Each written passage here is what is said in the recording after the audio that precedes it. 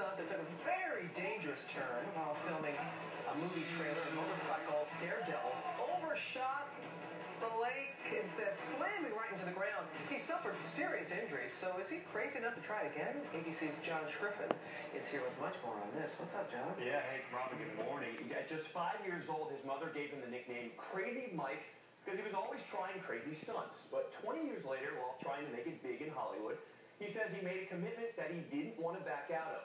And that decision almost cost him his life. Crazy Mike gave off had one chance to get it right. I got a wall of glass, and I got fire. To help promote the DVD release of the Nicolas Cage movie, Ghost Rider: Spirit of Vengeance. The stuntman was set to jump his motorcycle into this lake. If you watch the final promotional video featuring the stunt, posted online by Break Media, the production company it was filmed for, it appears the 25-year-old pulled it off. But here's what you don't see. In this amateur video posted on YouTube, you can see Gavoff actually lose control as the stunt goes horribly wrong. Watch again as Gavoff overshoots the lake, slamming into the ground. I'm about to die. I mean, that's how I felt. Gavoff broke nearly every bone in his body, including his neck and lower back, and sustained second-degree burns. In the hospital, doctors told Gavoff he was lucky to be alive. Stunts are nothing new for Gavoff. He says he's been doing them for most of his life. In fact, Gavoff's mother says she has never condoned his work as a stuntman. This time, she says, she had feeling something would go wrong and called him the morning of the jump. He said, "I'll be okay, Mom. I'll call you when I'm done." And he did call me his friend. What was it about the setup that made you feel unsafe? Everything I saw, as soon as I got to set, I'm just like, this is sketchy.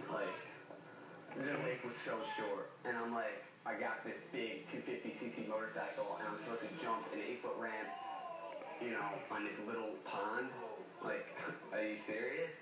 But Break Media disputes Gavoff's version of events. In a statement to ABC News overnight, the company says Gavoff was hired, quote, as an independent third party and was fully responsible for the design and execution of the stunt.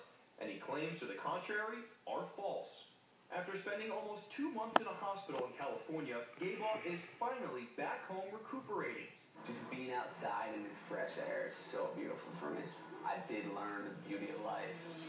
It's not about stunts. And Gavoff says without insurance, he now has over $1 million in medical bills. He now plans on taking legal action. Sony, meanwhile, who produced the movie, not the stunt, provided a statement overnight saying, quote, "We have not seen the filing yet, but we are actively investigating the situation at this time." And his mother's always concerned about him, isn't she? She says she never was okay with him doing stunts, but as his, the mother, she just has to support him. And he was supposed to land in the lake. In the lake, which would put out the fire. Okay, and I can't believe they still use a portion of the video. They still used it. Still use a stunt. All right, John, thanks. Thanks very much. Coming up, Josh has to play the day.